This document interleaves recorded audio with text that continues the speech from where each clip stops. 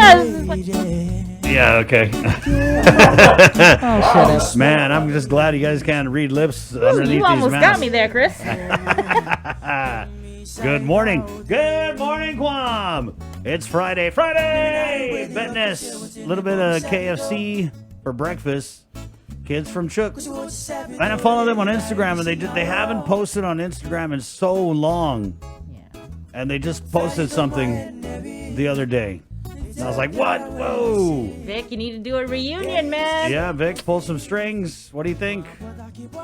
Make it happen. Yeah, I was gonna work something with them so that we can do a quick interview and then have them do some jams and to let the people know that they're still there and that they've just been away from each other. But the three are back on island now. One is I guess still back in Hawaii, but we have three of them back on island. So I can't wait to jump on a Zoom with them and do a podcast with the boys. And I think that's cool because it's so weird how this COVID pandemic, there's certain things that are just kind of positive about it. And whereas before Zoom has existed before the pandemic, but we never would have thought like, oh, kids from Chook, how do we get all that? And I did. I was like, man, we want to get them to do a live local Fridays or performance. But it's like, oh, this one's in school. That one's living over here. This one's here. And I was, okay, fine. Okay.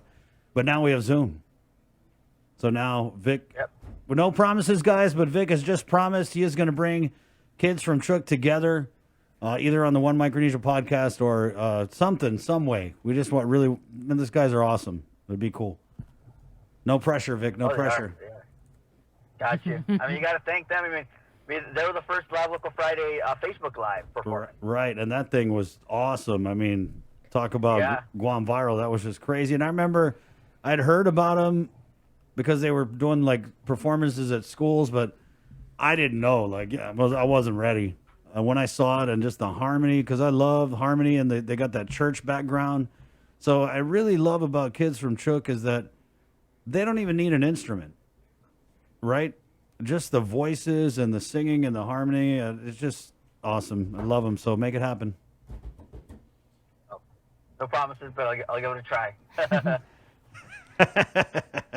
And so we got you on here because you got a new episode of the One Micronesia podcast, which we're going to go ahead. We got a little advance clip here to play for you guys, and then we'll come back and talk with Victorious Falan of The Breeze and find out a little bit more about this new episode drop. It's the One Micronesia podcast sneak peek right here on the link. It's The Breeze 93.9. With Sam, we sat with some of the other Micronesian community members that we met throughout some of the town hall meetings.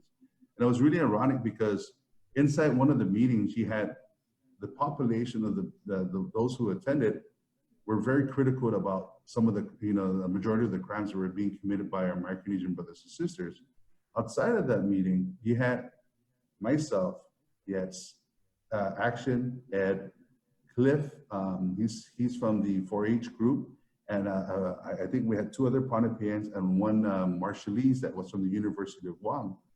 And we were sitting there and you can hear the volume, you can hear the anger inside there, but outside of here, it was special because we made a circle and Cliff was passing his bull around and everything. And, my freaking travels to Micronesia, this is it right here. This is where your hierarchy, this is where decisions are going to be made. And as I was making my bull and I was listening to them speak, everybody had a turn making bull and, I was chewing my bull. And, I remember a wise Yapese man once said, he goes, decisions are made over a bitter nut, over a bull.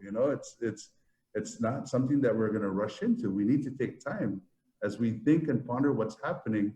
The same thing in what we're doing and making our bull or bitter nut. We're fixing our everything. And that's when we're thinking and contemplating what's the next move, what's the next step, what's the better approach. And as I put that bitter nut in my mouth and I was listening to them, I said, okay, guys, what are we going to do from here? And this is where we had that unity wave. It was developed from that. I don't know if you remember that. It was weird. It was. I guess the irony to that was we did the unity wave in July 3rd. The next day was 4th of July. We were celebrating the 75th anniversary of the liberation of Guam. But the day of the unity wave, we had over 600 participants coming out. This was really something special because we had uniformed officers within the Guam Police Department. We had various community members throughout the island, and we had student organizations from the University of Guam, some student organizations from the respective schools that weren't Micronesians, that didn't, that had no understanding of, Chuk, Yat, the culture and everything. They came because they saw a purpose. And I think the next question here is talking about diversity. Why do you think diversity is important? And I think culture and diversity go hand in hand. And understanding that, again, it's not division to diversity, it's unity to universal diversity. It really makes us understand who we are. And the difference in culture is the similarities in customs and beliefs. Every culture has their belief that's similar to every part of the Micronesian region.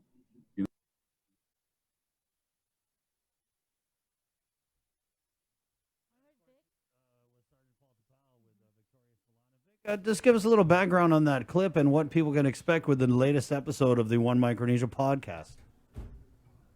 Oh man, it's going to be an awesome. It's not just one. I have a series of interviews that are coming up after this. It's pretty much Manila reached out to us, and I remember last year we did a whole feature. I think this last year when we first started this whole One Micronesia features before the podcast, where we featured different individuals from the FAS community who are doing really good things in here on Guam, and you name it, man. The tourism industry, they're there. So we featured a couple of awesome people. So Manila wanted to do sort of that whole idea to bring it back. And we were supposed to do this last month, but then COVID, all this lockdown and stuff came about. So we kind of pushed it back. So we're going to pretty much lay it and spread it all throughout this month of September.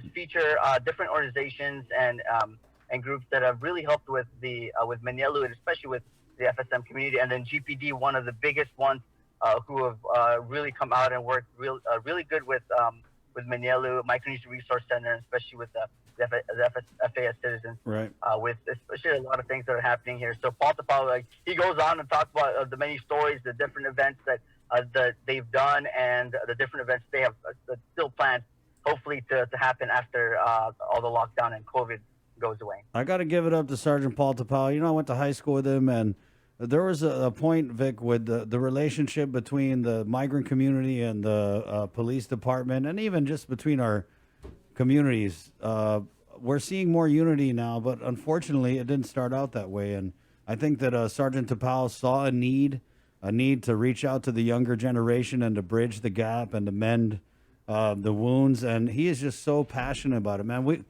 It's funny sometimes when he comes by here. It's kind of a joke, like, okay, don't ask him about the kickball tournament, because he will just keep on and on and he'll start with the kickball tournament. He'll go into all the other projects that they do, outreaches at Hemilani and everywhere else. And I think it's so key, because a lot of these kids, and not just migrant kids, kids of all different groups on Guam, sometimes feel like the grown-ups aren't there for them, you know what I mean? And so to go out and to say, hey, no, you're important, you're part of our island. Let's go do sports. Let's go do that. Let's go do that. And I think that's where it starts, is you always want to start with the young generation, right? Because then they carry it forward as adults, and then they teach their kids. And I just really got to give it up to Sergeant Tapao. He's really, he's been grinding.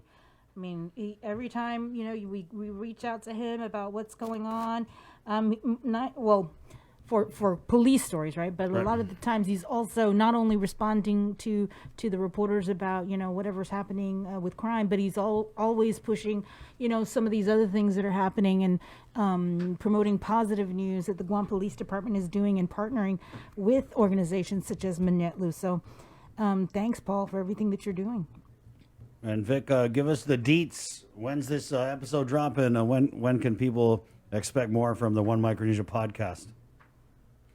Oh man, yeah. So that's tonight on KOM TV 8 at 6:30, and then tomorrow morning it'll go on the Facebook, the KOM News Facebook live at around 10 in the morning. So go ahead and check it out, man. I had an awesome time. I sit down with Paul Tapao, and I told him, like, hey, I will get you in another podcast, because we can definitely talk a whole 4 hours of just the different amazing things that GPD has done with Manila, and especially with the FAS community here in Guam. Thank you, Vic. And thank you Thanks, for the Vic. great. Yeah, I got to, if I'm going to go in on Sarge Chapal, I got to give it up to my boy Victorious. Man, just going back to your first days on Guam and to see where you're at now and to see you use the platform that you built on I-94 and carry it over to this One Micronesia podcast. Just Awesome job, man. awesome job, Vic. Thanks, fam. Hey, Okay. couldn't done it without the awesome team there. Awesome team KWAM. Amen. Biba. Biba! 10:05. Wow, we've all got the feels. Yeah, Major Friday feels. And we'll close it out here with the last look at our COVID-19 numbers. Sabrina Salas Mantonani, good morning. Sorry, I almost forgot. So, as I mentioned earlier, we started off our newscast and our day actually with the sad news that there was another